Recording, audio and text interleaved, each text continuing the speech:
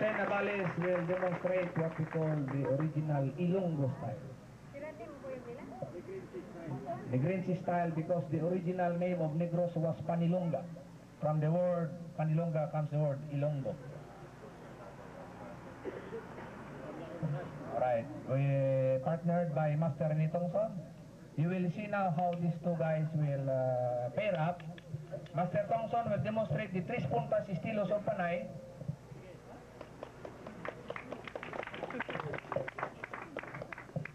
Tres puntas estilo. Master Navales, you have the dagger here. Okay.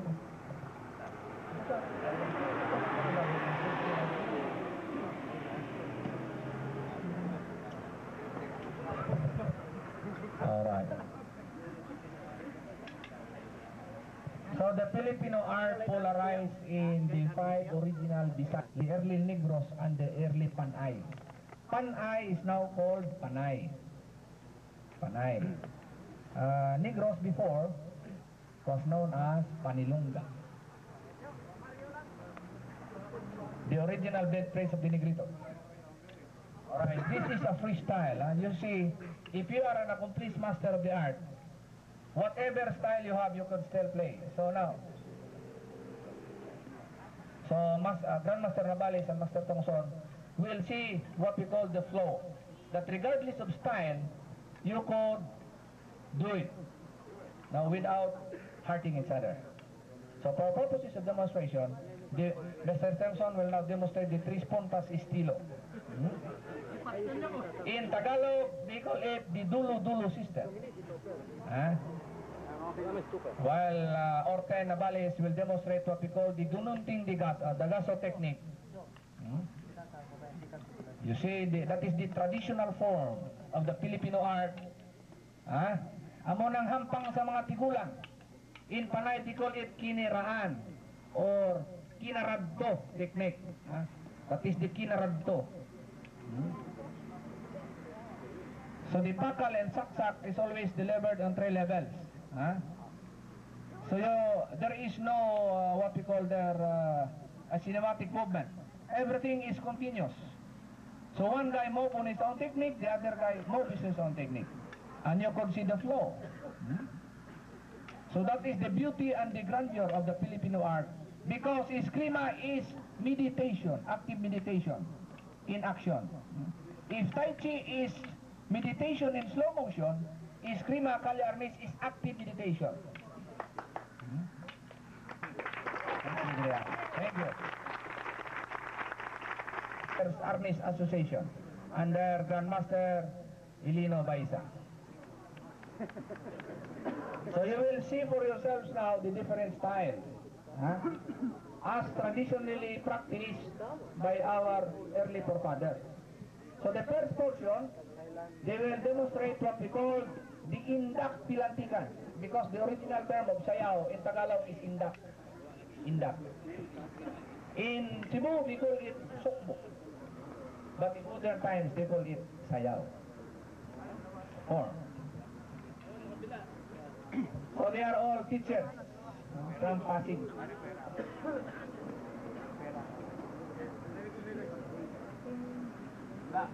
Pamamaraan ng 5 kumpas. So, they call it pamamaraan, the original San Miguel. Because that represents heaven and earth. Original Sigoteros, buat araw, tagang saliwa, saboy, pilantikan, and what they call the saksak. That is the original Cinco Tiros. 4, 5. Alright. Pananalangay sa katunggali. So, now the basic offense technique.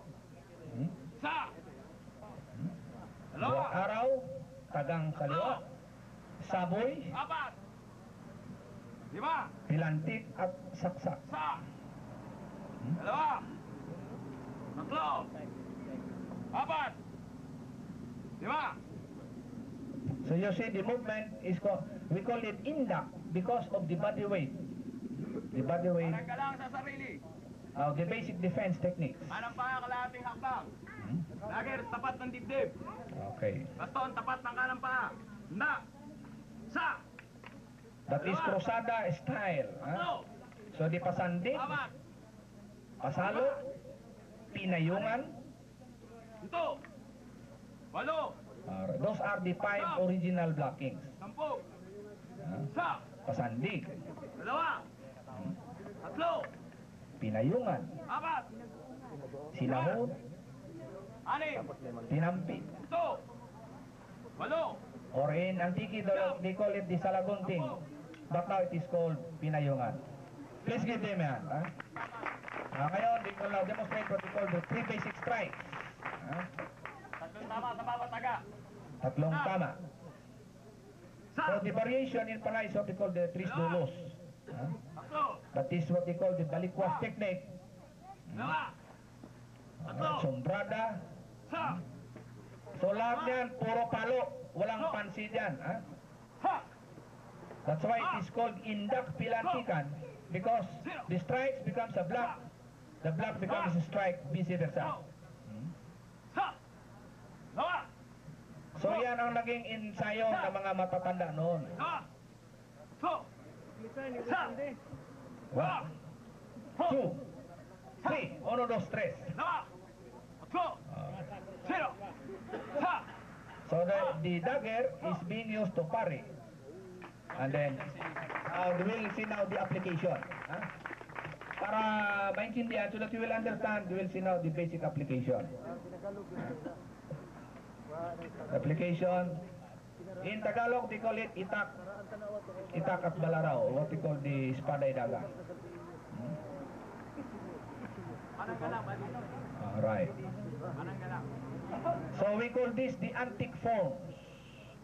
The antique forms of Rizal Armisadores, as originally practiced by our national hero, the late Dr. Jose Rizal.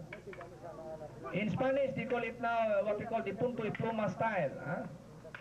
So there is what we call the flow. There is what we call tapping.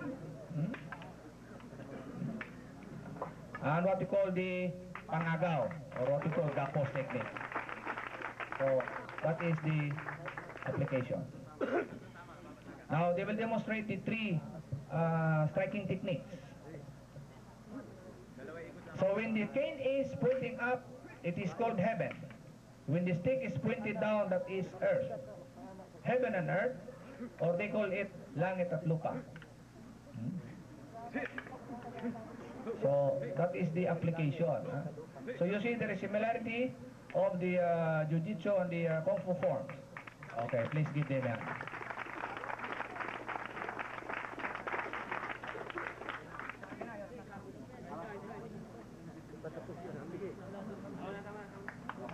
Alright, thank you.